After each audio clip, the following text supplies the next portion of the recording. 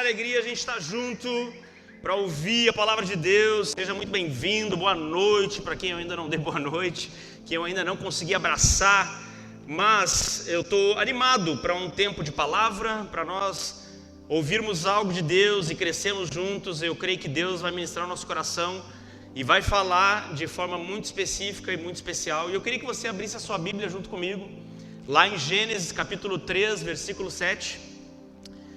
Gênesis capítulo 3, versículo 7. Vai aparecer aqui no telão também. Gênesis 3, versículo 7.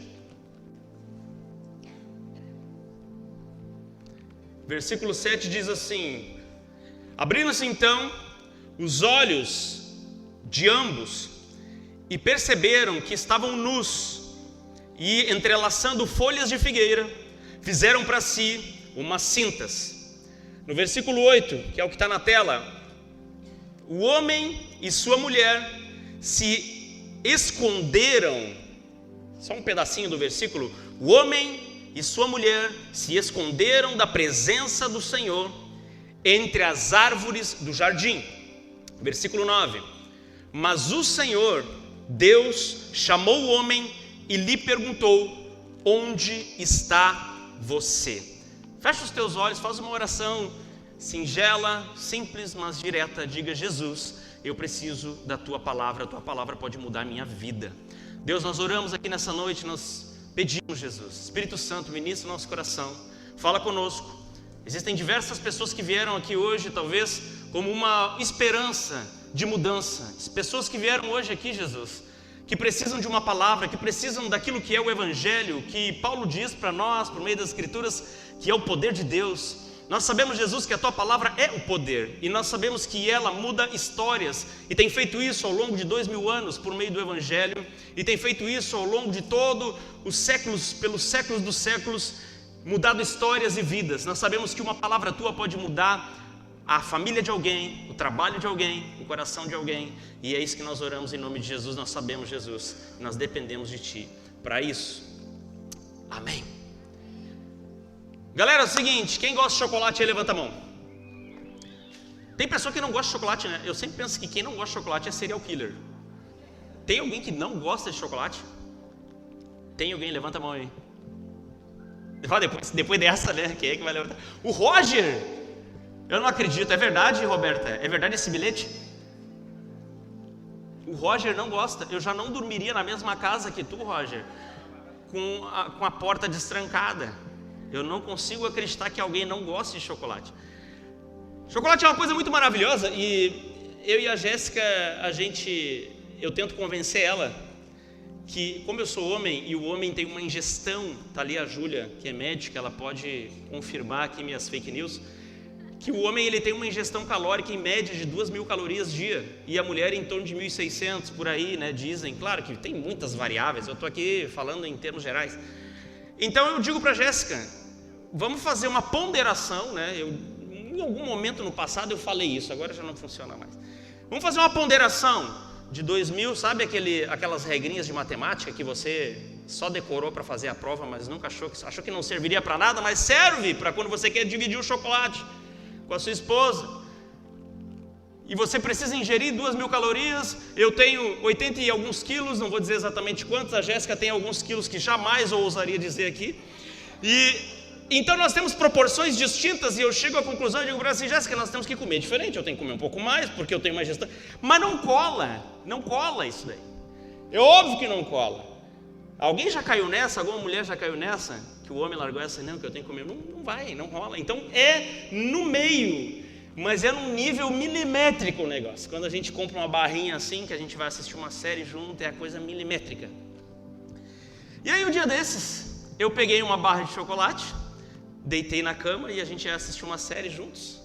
E a barra de chocolate, eu peguei, geralmente a gente vai pegando assim, uma fileirinha, ela pega uma fileirinha, cada um vai pegando uma, né, até o fim. Aí chega eu não sei quem foi o infeliz que inventou, mas toda barra de chocolate é ímpar. Você já viu isso? Isso é coisa do diabo para gerar contenda na família das pessoas.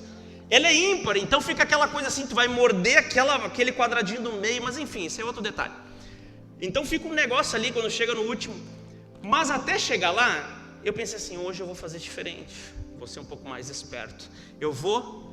Na minha primeira pegada, eu vou pegar 2 fileiras. E aí eu peguei 2 fileiras, chocolate branco, não tem como passar em branco, né? Entendeu? O chocolate branco, e ela adora, e eu peguei 2 fileirinhas e larguei o negocinho na mão dela. E fiquei sereno, já tinha enfiado tudo na boca. Fiquei sereninho. Meu amigo, a mulher é investigadora. A Cia passa vergonha. Eu lembro da cena, ficou guardada na minha cabeça. Eu não tinha falado nada para ela que eu ia citar esse exemplo, senão ela me proíbe de citar os exemplos. Aí eu tava com esse chocolate e ela tava com o chocolate na mão e ela fez assim, ó. Tic, tic, tic, tic. Tu comeu 2 barrinhas, né? Eu fiquei, cara, mas que loucura, que pessoa, mas que tu não consegue nem pegar um chocolatinho a mais. Em algum momento ela ia perceber, porque ia chegar no fim do chocolate e ele no fim não ia ser ímpar e ela ia perceber lá no fim. Mas eu não consegui omitir essa informação dela, não consegui enrolá-la. Ela foi muito esperta, mas no meu coração estava esse pecado, e eu confesso publicamente diante da igreja que eu tentei enrolar a minha esposa no chocolate, mas não deu certo. A mulher é bicho ruim mesmo, ela olhou para o negócio e não deixou passar. Meus amigos, eu queria que aparecesse na tela aqui, vai aparecer uma folha de figueira. Folha de figueira foi exatamente o que Adão e Eva, em Gênesis capítulo 3, usaram para esconder-se. Depois que diante de Deus, eles comeram do fruto que era proibido. Quando eles estavam diante de Deus, depois do ato de comer do fruto, a Bíblia diz, ali em Gênesis capítulo 3, que nós acabamos de ler, no versículo 8 diz, o homem e sua mulher se esconderam da presença de Deus, da presença do Senhor, e entre as árvores do jardim, mas o Senhor Deus chamou o homem e lhes perguntou, onde você está? E no versículo 7, o texto diz, entrelaçando folhas de figueira, no versículo 7, fizeram para si cintas de folha de figueira. Você consegue imaginar essa cena? Imagine-se nesse lugar, você está nu, é uma cena, cada um pensa para si, tá? Você está lá e precisa se esconder e agora você vai usar essas folhas. É um trabalho que exige um certo traquejo ali, de costura. O texto diz que eles costuraram para si folhas. Em casa eu fiquei olhando para essas folhas, comecei a imaginar como que seria esse processo. Fiquei viajando por um tempo olhando essa folha. Mas a verdade é que eles tentaram, logo depois que eles cometeram o erro, logo depois que eles simplesmente fizeram algo contra Deus e atentaram contra Deus, eles tentaram esconder a sua vergonha, tentaram esconder aquilo que eles estavam envergonhados diante de Deus. E a primeira coisa que eu queria te dizer é que a primeira reação humana diante do erro não foi necessariamente a confissão, não foi dizer Deus, eu errei. A primeira reação humana foi costurar uma folha de figueira, uma folha que é frágil, mas que cobre por um pouco de tempo, mas que logo perde a serventia. Muitas vezes quando a gente está vivendo a nossa vida cotidiana, o nosso dia a dia, nós passamos por coisas semelhantes. Você está lá com o seu chocolate achando que está enganando alguém. Você está lá com pequenos jogos de palavras, pequenas omissões, pequenas coisas que você fala, mas que no fundo você sabe que conduz a um caminho que não é o verdadeiro. E no fundo, no fim do dia, diante das situações que estão ao seu redor, muitas vezes o que nós fazemos malandramente é costurar uma folha de figueira, é tapar os nossos erros, esconder as nossas mazelas, esconder aquilo que a gente não gostaria que fosse visto. A sua folha hoje pode ser, e aquilo que você está escondendo hoje pode ser um chocolate, mas pode ser uma compra que você omitiu, pode ser uma mensagem que foi apagada no caminho de casa, pode ser Alguém que você disse que estava tudo bem, mas no fundo não estava bem. Alguém que te perguntou se a tua vida, como estava a sua vida, e você no fim do dia, você falou, tá tudo bem, tá legal. Pode ser um imposto de renda que você declarou e você só disse uma coisinha ali, mas que não tem nada a ver, é só uma coisinha. Não é uma mentira, é só uma forma de ver. É só um prisma diferente. É só um jeito diferente, eu não estou mentindo. No fundo, muitas vezes o que nós estamos fazendo é costurar folhas que são perecíveis, que se exterminam, que se enfraquecem. Uma folha de figueira deve durar o quê? 48 horas talvez no corpo. Talvez se juntar várias e tentar enrolar ali, ela vai secando. Não vai durar muito tempo uma folha de figueira enrolada em alguém tentando esconder alguma coisa. E muitas vezes o que nós fazemos é exatamente isso. De pequenas e pequenas omissões, de pequenos e pequenos erros ao longo de uma trajetória de vida, nós vamos construindo essas folhas que vão escondendo verdadeiramente quem nós somos. Muitas vezes nós estamos trabalhando e vivemos debaixo de meias verdades. E eu quero dizer algo para você, eu quero que você guarde isso no seu coração. Toda meia verdade é como uma folha de figueira, ela cobre, mas ela apodrece. Toda meia verdade é como uma folha de figueira, ela cobre por um tempo, mas ela apodrece.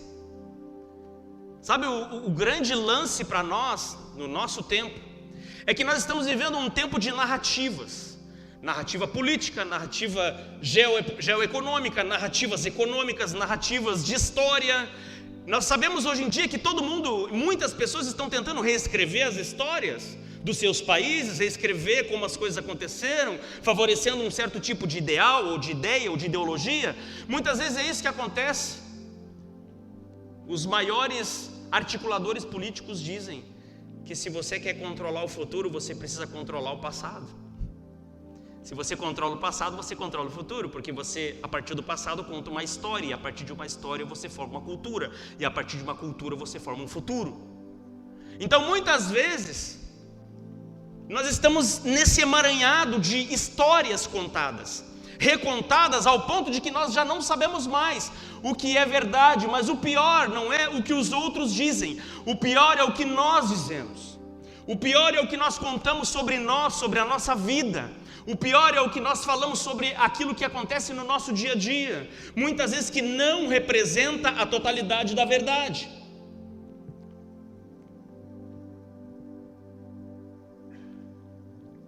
Muitas vezes é nesse lugar, nessa lacuna entre eu não menti, é onde as relações racham, é onde os relacionamentos se quebram. Eu e a Jéssica temos um processo de extrema integridade no nosso relacionamento. Isso é levado ao extremo. Nós nunca nos permitimos sequer sugerir que o outro está mentindo. Isso é proibido e não é assim uma regra.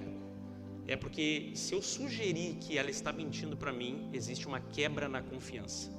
E se existe uma quebra na confiança, nada mais funciona. A confiança é a base sólida de um grande relacionamento. Eu preciso confiar que essa mulher ama Jesus, assim como ela precisa confiar que eu amo Jesus e que nós somos 100% transparentes. Se não há isso, isso é a base. É em Cristo confiando um no outro. Então, sequer a possibilidade de sugerir, quando a gente às vezes está ali no embatezinho e surge alguma situação, às vezes a gente olha assim, tu está sugerindo que eu estou mentindo, e a gente geralmente, sempre a gente recua quando acontece isso nas nossas discussões, né? Tu está sugerindo que eu estou te mentindo, ou te contando uma meia história, e a gente, opa, parei, porque eu jamais posso fazer isso sobre a minha esposa. Mas isso é a partir do nosso relacionamento em que nós vivemos. Talvez você viva algo extremamente diferente, talvez a confiança seja algo que você precisa estabelecer, talvez a confiança não exista no teu relacionamento, no teu casamento, no teu namoro, nas tuas amizades, e talvez é exatamente isso que Deus deseja fazer com você, que você seja alguém íntegro. Não alguém, porque muitas vezes nós acreditamos que a integridade é não mentir, mas muitas vezes o que acontece é que a confiança se esvai em meio a pequenas omissões, pequenas distorções, em que quando você descobre a realidade, você percebe que aquela pessoa que te contou uma narrativa simplesmente te vendeu um produto que não existe. e a confiança se esvai. E Cristo passa longe desse lugar. A folha de figueira, meus amigos, que nós tapamos os nossos problemas, ela é bonita, ela é sutil, mas ela é torta. Gênesis capítulo 3, versículo 4 e 5, diz assim: então a serpente disse à mulher: é certo que não morrerão. Olha o que a serpente diz à mulher, depois de Deus ter dito para o homem e para a mulher que se eles comessem do fruto, eles morreriam. Olha o que a serpente disse para a mulher. A serpente disse: é certo que vocês não vão morrer, porque Deus sabe que no dia em que vocês comerem do fruto, abrir-se-ão os olhos de vocês, e como Deus, vocês serão conhecedores do bem e do mal. O que a serpente fez foi torcer uma verdade. Ela transformou essa verdade em uma meia verdade, porque muitas vezes o problema não está numa grande mentira, mas é numa verdade que não contém a totalidade da verdade. Uma verdade que só está passando uma parte para construir uma decisão com base em um pedaço daquilo que deveria ter sido a verdade. E foi isso que a serpente fez. Ela disse: olha, se vocês comerem desse fruto, vocês vão conhecer o bem e o mal. Aconteceu isso sim ou não? Sim. Mas no meio dessa verdade existia uma mentira, que você certamente não morrerá. E muitas vezes o que nós fazemos no nosso dia a dia é esse: nós pegamos uma grande narrativa, construímos algo, e no meio dessa narrativa, que é verdadeira, existem pequenos pontos que nós contamos que não representam a totalidade da verdade, ou que são omissões que deveriam estar constando nesse produto, nessa entrega e nessa conversa. E é isso que rui os grandes relacionamentos. Existem 4 níveis, e eu queria te dizer: existe um primeiro, que é a incompletude. Sabe quando você diz assim: eu almocei com a pessoa lá no meu trabalho. Você que é casado ou é amigo de alguém, ou tem uma relação de convivência, almocei com a pessoa no trabalho. Claro que a mulher, ela geralmente, pergunta: mas com quem que tu almoçou? Mas às vezes o cara sabe assim: almocei com a pessoa no trabalho. No fundo era alguém que não poderia, não era bom, não teria sido interessante, mas a pessoa omite a informação. É uma informação incompleta, ela só traz um pedaço. O segundo nível é a omissão completa. Você simplesmente não fala nada, nem que almoçou, no meu exemplo. O terceiro ponto é um reframe. O que é o reframe? É quando você cria uma narrativa, que é o que eu estou dizendo aqui. Você é mais sofisticado, alguns dizem, chamam hoje em dia de xadrez 4D, que é quando você faz uma grande volta, uma grande narrativa. Você diz assim: eu almocei com o pessoal do meu trabalho. Você nunca viu aqueles memes na internet que a pessoa, ela tropeça num negócio, num chinelo, aí ela vai caindo assim, aí ela cai em cima do sofá, a coberta cai em cima dela, o controle cai certinho, liga o Netflix e ela fica deitadinha. Olha, eu só tropecei e caí aqui. Vocês já viram esse meme? É só eu que vejo essas besteiras. E muitas vezes o cara constrói essa narrativa. Não, eu estava ali, mas por uma circunstância, porque meu chefe me obrigou, por uma situação. Cria toda uma volta e aí eu fui obrigado a estar lá nesse lugar. Faz um reframe, uma reanálise, um novo prisma sobre a situação. E a última instância é a vida dupla, que é quando a pessoa simplesmente não fala nada e ela é consistentemente mentirosa, ela é consistentemente omissa, consistentemente alguém que constrói narrativa. Sabe aquela pessoa que constrói tantas coisas que no fim do dia, muitas vezes, as histórias se chocam. Ela já esteve em vários lugares. Eu tinha um amigo meu que aos 25 anos ele tinha trabalhado tanto, e um dia eu parei para somar quantos anos de trabalho ele tinha, e nós chegamos, eu e outros amigos, obviamente a gente estava tirando um sarro dele, mas a gente chegou à conclusão de que ele tinha mais ou menos uns 125 anos de trabalho. Ele já tinha trabalhado de vender coisa na praia, ele já tinha ido para outro país, ele já tinha feito coisa, já tinha feito coisa em computador, já tinha trabalhado para a CIA, para tudo quanto é lugar. E a gente descobriu, na verdade, numa pura e simples continha matemática, a gente descobriu que ele era um mentiroso contumaz. E muitas vezes o que nós fazemos não é sermos mentirosos contumazes, mas nós estamos falando uma grande verdade envolta com alguns aparatos que foram construídos na nossa cabeça. Uma pergunta que eu queria te fazer, eu vou te falar uma regra da Anvisa, né? Recentemente eles proibiram alguns produtos no Brasil, deu um bafafá, e inspirado nisso eu vou te dizer algumas regrinhas da Anvisa. Derivados de tomate, molho, extrato, polpa, ketchup, aceita até 10 fragmentos de insetos a cada 100 gramas. Até um fragmento de pelo de roedor, ou o rato, a cada 100 gramas. Chocolate e achocolatados, até 10 fragmentos de insetos e até um fragmento de pelo de roedor por 100 gramas. Café torrado e moído, 60 fragmentos de insetos a cada 25 gramas. A cada 25 é um pouquinho só, assim, ó. Pode ter 60 fragmentos de insetos ali. É aceitável. Canela em pó, 100 gramas, 100 fragmentos de insetos a cada 50 gramas. Páprica, 11 fragmentos de pelo de roedor a cada 25 gramas. Chá de camomila, você toma um chá para se acalmar, agora você vai ficar estressado. 90 fragmentos de insetos a cada 25 gramas. Eu te pergunto, se você fosse comer um brownie e você soubesse, imagina a cena, você tá lá e alguém te entrega um brownie, você come ele, você diz, tá maravilhoso. E a pessoa que fez o brownie diz assim, olha, vou te dizer uma coisa, tá gostoso, mas eu peguei só um pedacinho de cocô e coloquei nesse teu brownie.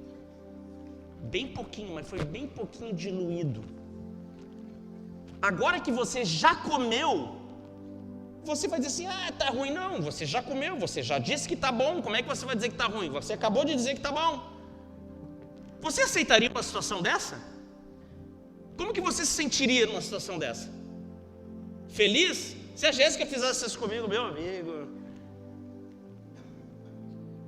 é São Pedro no ato, né? Eu te largava deve estar doente. Se alguém fizesse isso com você, certamente você estaria...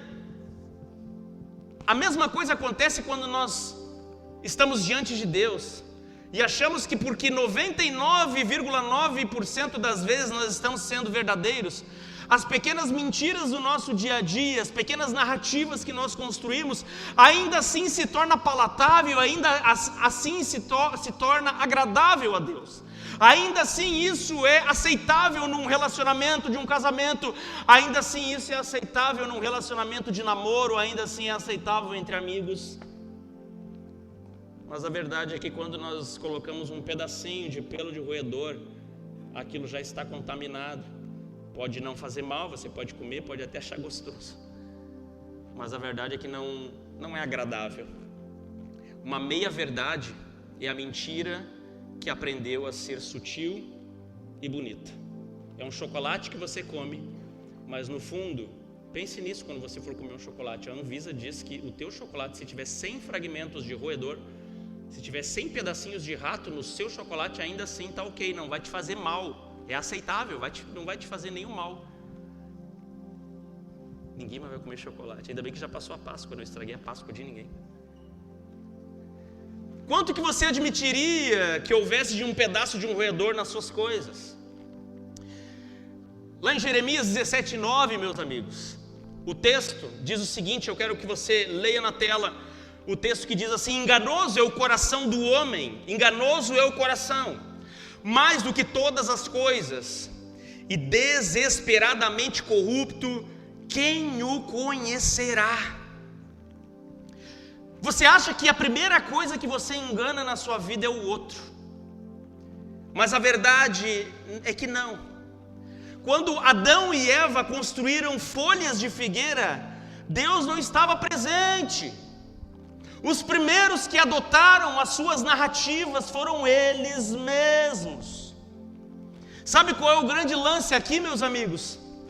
É que muitas vezes nós estamos abraçando as nossas próprias narrativas sobre aquilo que nós queremos que seja mais conveniente para nós. Quantas vezes na nossa vida, e eu poderia falar por mim, a gente constrói um pensamento e uma coisa e no fundo, no início você sabe que não é bem aquilo, mas você quer acreditar tanto. Depois de um tempo você passa a acreditar naquilo como se fosse uma grande verdade, e depois de um tempo você normalizou tanto aquilo que você já acha realmente que é verdade. Aquilo efetivamente é uma verdade para você, e você passa agora a propagar isso. Então, antes de mentir para o seu amigo, antes de mentir para o seu chefe, para o seu líder, antes de mentir para qualquer pessoa, você está primeiro fabricando para você mesmo. A primeira pessoa enganada nessa história é você mesmo. O texto diz enganoso, a mesma raiz da palavra que origina o nome de Jacó. Jacó é aquele que nasceu depois nas escrituras, mas tentou pegar a primogenitura do seu irmão Esaú. É aquele que ao longo de uma vida inteira foi efetivamente aquilo que o nome diz, alguém que enganou, alguém que chamou atenção, alguém que inventou. Enganoso é o coração do homem. Eva achou legítimo, e muitas vezes a gente pensa assim, cara, mas é legítimo, faz sentido isso. Faz sentido, eu sou uma pessoa necessitada, eu sou alguém que passa por dificuldades na vida, faz sentido. Eu estou fazendo aqui uma justiça social. Eu estou tirando os débitos históricos da humanidade com a minha pobreza e com o meu sofrimento, e por isso eu pego algo de alguém, eu não estou fazendo mal para ninguém. Veja como a gente consegue construir narrativas extraordinárias. Quem nunca fizeram um experimento científico e colocaram diante de pessoas uma tela com 2 pontinhos? Sabe aqueles joguinhos de Atari antigo? Que tem aqueles pontinhos que ficam pulando na tela, aqueles DVDs, sabe aquele protetor de tela dos DVDs antigos, ficava o DVDzinho assim rodando, sabe? Pegaram aquilo ali e colocaram na frente das pessoas com 2 quadradinhos. Esses 2 quadradinhos ficavam se mexendo. Depois de um tempo eles perguntavam para as pessoas o que eles achavam que era aquilo ali. Todas as pessoas, ou um grande percentual, obviamente, um grande percentual das pessoas disseram que um quadradinho estava perseguindo o outro. E aquilo ali não foi programado para isso. A conclusão do estudo foi que todo o ser humano constrói narrativas, porque o ser humano ele precisa de um storytelling, ele não consegue viver com lacunas. É difícil para nossa mente olhar para cima e dizer, Deus, por que eu estou doente? Por que eu estou passando pelo que eu estou passando? Por que a minha família passa pelo que está passando? É difícil para nós concebermos que simplesmente Deus está nos deixando passar por um tempo de vale, um tempo de dificuldades para que nós cresçamos. Não é palatável, não é legal, não é bonito. Então eu preciso construir uma narrativa de que o mundo está contra mim, de que eu sou pobre, sofredor, de que as pessoas me odeiam, de que a minha família me odeia. Eu preciso construir alguma narrativa. O ser humano não gosta de lacunas. Nós construímos e preenchemos os espaços. Só que nisso de preencher os espaços, nós somos extraordinários em construir ficções. O pior engano que existe, meus amigos, não é o que você conta para os outros, mas é o que você conta para si mesmo e acredita. Você acredita nas suas próprias ficções.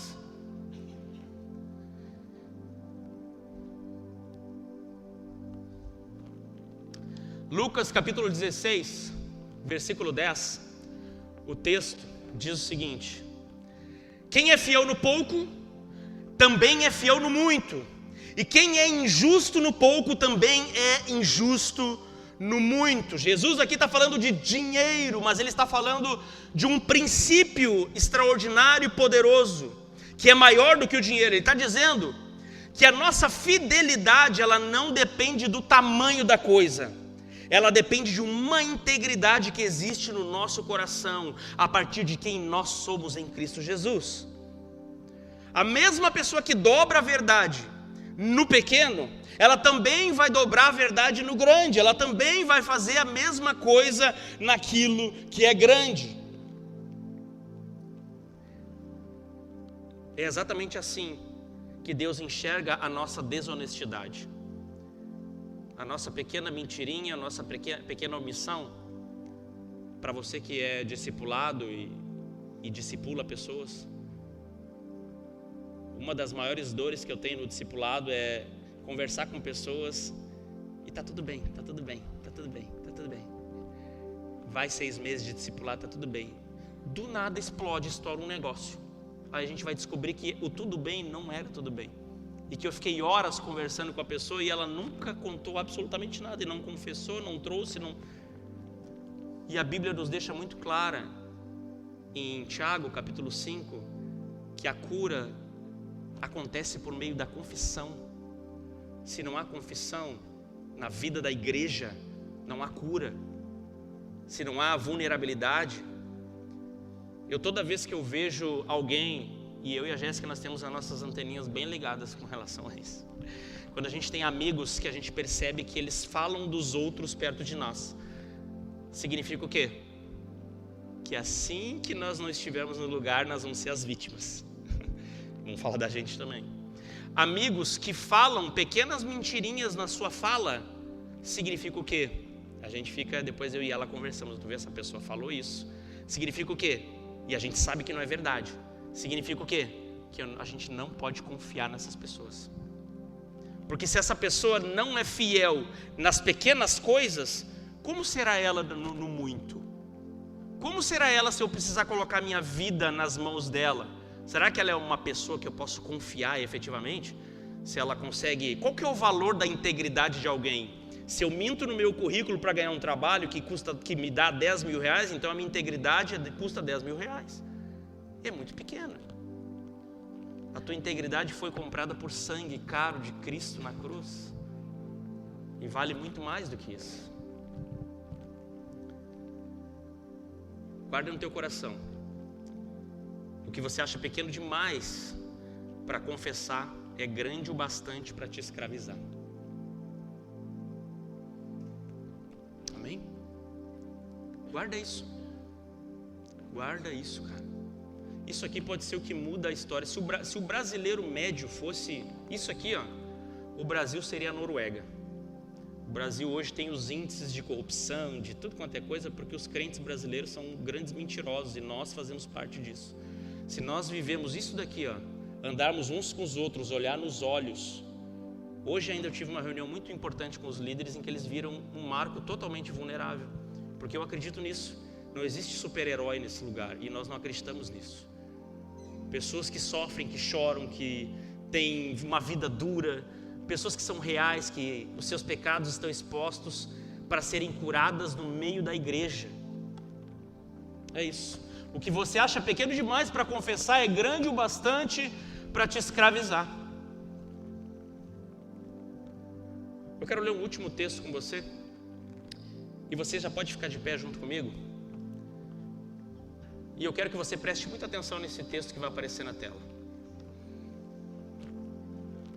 Gênesis capítulo 3, versículo 9, diz o seguinte: Mas o Senhor Deus chamou o homem e lhe perguntou: onde está você? O texto seguinte que eu quero que você leia está lá em João capítulo 1, versículo 14. João capítulo 1, versículo 14 diz: E o verbo se fez carne e habitou entre nós, cheio de graça e de verdade, e vimos a sua glória, glória como do unigênito do Pai. A verdade, meus amigos, é que o texto, ele é muito poético e muito lindo, o texto de Gênesis, porque Deus, ao ver que o homem e a mulher abraçaram uma meia-verdade, ao ver que o homem e a mulher estavam se escondendo com as suas folhas de figueira, Deus vai atrás. Talvez hoje esse seja o teu lugar. Uma vida construída em cima de narrativas, uma vida construída em cima de mentiras e de omissões. Talvez você seja essa pessoa que diante do seu chefe, diante dos negócios do trabalho, diante da sua família, você é alguém cuja integridade não vale nada, vale 5 mil reais, vale 10 mil reais, vale um desejo, vale um medo, porque todo aquele que omite, todo aquele que vive uma vida de narrativas, no fim ele está fazendo isso por dois motivos: ou por medo, porque ele tem medo de perder o emprego, porque ele tem medo de ser perseguido, porque ele tem medo de encarar a realidade de quem ele verdadeiramente é, ou por ganância. Medo ou ganância. Ganância é um desejo de ter mais do que deveria ter, um desejo de ser mais do que efetivamente é, um desejo de buscar mais do que deveria ter buscado, um desejo de viver uma realidade que talvez não seja para ele ou ela. Mas o texto de Gênesis capítulo 3 é lindo demais, gente, é lindo demais, meu Deus. É um Deus que ao invés de chegar, eu na minha justiça humana, tá, vontade que eu teria é chegar assim, meu amigo, eu te dei tudo, Rada, ganhando tudo de Deus, que raiva que daria de alguém assim, né, Duda? O que tu faria nesse lugar, Carol Burim? De Deus, é difícil pensar que você coloca a pessoa num lugar extraordinário, lindo, e essa pessoa simplesmente acredita numa verdade omitida, numa meia-verdade, e ela propaga essa meia-verdade ao ponto de que quando Deus pergunta, Adão aponta para Eva, Eva aponta para o diabo, e o diabo, sem ter por quem apontar, acabou sendo aquele que leva a pisada sobre a sua cabeça. A Bíblia diz que um dia ele será pisado e nós estaremos lá para assistir. A grande beleza desse texto é que ele é profundamente o Evangelho. É Deus derramando da sua graça e não destruindo aqueles que mereciam a morte.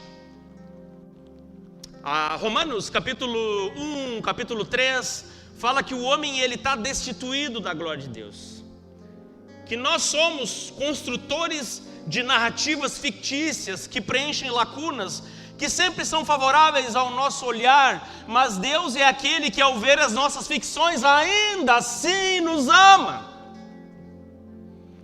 Deus ainda assim te ama. Deus não te trouxe nesse lugar hoje para dizer para você, volta para sua casa destruído a partir das suas mentiras e omissões. Não, Deus está te dizendo nesse lugar, nessa noite, nesse encontro, aonde você está.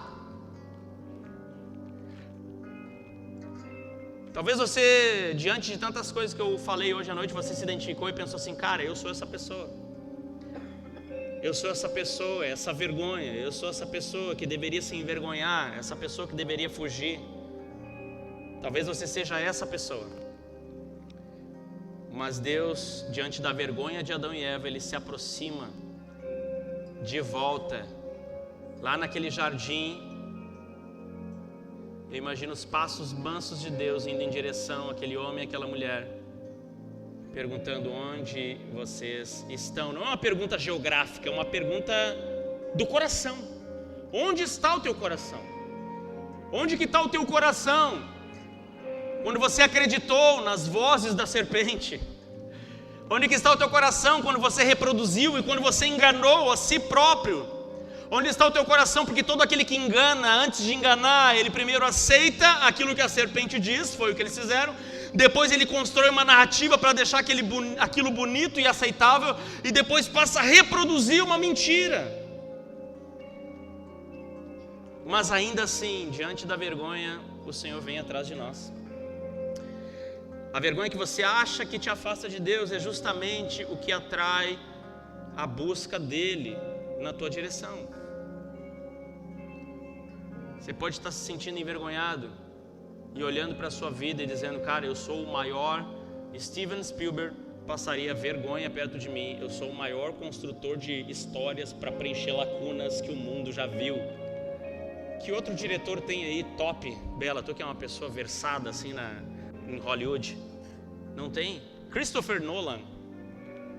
O Chris sabe, né? Do filme tô puxando aqui da minha mão. Interestelar. Diretores fantásticos, mas o crente, o ser humano, ele é um grande diretor, construtor de narrativas. E o quanto nós temos feito isso, mas deixa eu te ler mais um versículo que está lá em Gênesis capítulo 3, versículo 21. O texto diz o seguinte: o Senhor Deus, olha isso, cara. O Senhor Deus fez para o homem e sua mulher roupas de pele e os vestiu. Existia no homem e na mulher pequenas folhas de figueira que duram 48 horas, 72 horas, que duram um período, escondendo a vergonha deles. Mas como nós lemos aqui no texto, Deus ele vem e tira isso, remove essas coisas que são passageiras, e agora Pela primeira vez no Éden, ainda não tinha acontecido, pela primeira vez um animal é morto, porque para ter roupas de pele, que é o que o texto diz em Gênesis 3:21, o Senhor Deus fez para o homem e mulher roupas de pele. Para haver essas roupas de pele, algum animal foi morto.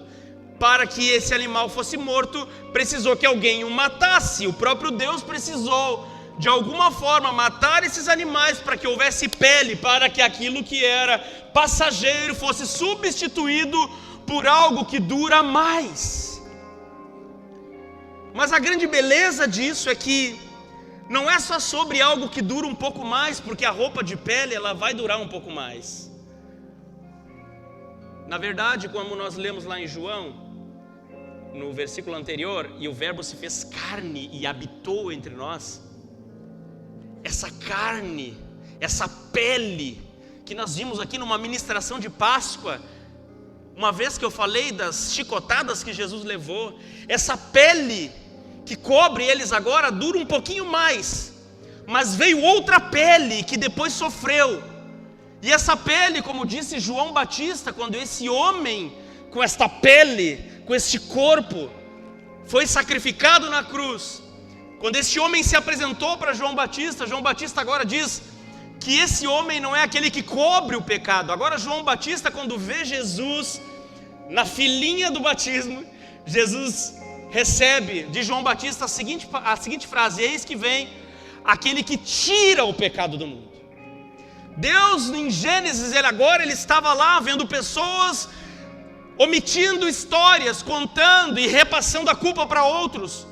E ele pega, num ato de graça e generosidade, ele pega aquelas folhas que não duram nada, que representam as nossas narrativas, as nossas construções, as nossas mentiras, os nossos enroscos, as coisas que nós fazemos para enrolar os outros, e ele pega tudo isso, tira, a vergonha aparece, mas logo ele tapa com aquilo que aponta para um sacrifício que é eterno e que substitui de uma vez por todas, é o sacrifício de Cristo na cruz. E é sobre ele que você vai lançar, não é pela sua força, não é com a sua capacidade. Nessa noite você vai olhar assim: cara, eu não consigo, eu sou um grande construtor de narrativas, mas Deus, ele consegue. Não é você que consegue, mas é Deus. A sua folha é você que costura, a roupa de Deus é ele quem paga, e com sangue. A sua folha que esconde os seus pecados é você tentando viver uma vida sem Jesus, é você tentando não colocar Jesus nas suas pequenas omissões, é você tentando construir narrativas sem Jesus, é você faltando e entregando ao mundo e entregando ao nosso acusador, que a Bíblia diz que é o diabo, entregando para ele de bandeja as tuas narrativas e a tua forma de ver o mundo. É você simplesmente dizendo uma verdade que não é bem a realidade dos fatos para sua esposa, para o seu namorado, para o seu chefe, para o seu pastor, para o seu host, para o seu discipulador. É você fazendo força e construindo, costurando uma folhazinha. Mas essa noite o convite de Deus é que você coloque o seu coração diante de Deus e deixe que Deus remova isso de você. Tem coisas, meu amigo, que só o Espírito de Deus, por meio do sacrifício de Cristo na cruz, é capaz de mudar. Você vai lutar uma vida toda, você vai tentar uma vida toda, mas Jesus vai ser o único que tem poder para mudar. 1 João capítulo 1, versículo 9 diz: se confessarmos os nossos pecados, Ele é fiel e justo para nos perdoar os pecados e nos purificar de toda a injustiça. De novo, eu vou ler de novo para guardar, você guardar no seu coração e você levar isso para casa. Se nós confessarmos os nossos pecados, Ele é fiel e justo para nos perdoar os pecados e nos purificar de toda a injustiça. Eu quero te encorajar nessa noite a confessar a Deus. Eu quero te encorajar nessa noite duas coisas. A primeira, confesse a Deus. A segunda coisa, saia desse lugar convicto daquilo que está lá em Tiago, capítulo 5, versículo 16. Confessem, portanto, os seus pecados uns aos outros e orem uns pelos outros para serem curados. Primeira coisa que eu quero que você pense e ore nesse momento: confessar a Deus. Se a sua integridade não vale nada, ela passa hoje a valer o sangue de Jesus. Amém? Tira essa cara. Tem uns que estão me olhando com uma cara assim, pensando: tira essa cara, meu amigo. Jesus não tem um sangue de Cristo que não possa substituir o tamanho da desgraça que você tem vivido. Ele é suficiente, e é nisso que nós confiamos. A primeira coisa que eu quero que você saia desse lugar, convicto de que você precisa, primeiro agora, exatamente agora, confessar a Deus. E a segunda coisa, encontrar alguém no seu YouLink, alguém que você confia nesse lugar, se você é de alguma outra igreja, alguém que você sabe que é de Deus, que é de fé, alguém que vive algo extraordinário com Jesus, e confesse. Mesmo as menores omissões, busque conselho urgentemente, saia da escravidão. Muitas vezes é isso que impede você de viver e dar novos passos extraordinários com Jesus. É porque você vive uma vida de narrativas. Essa é uma noite que o sangue de Jesus é suficiente. Em nome de Jesus.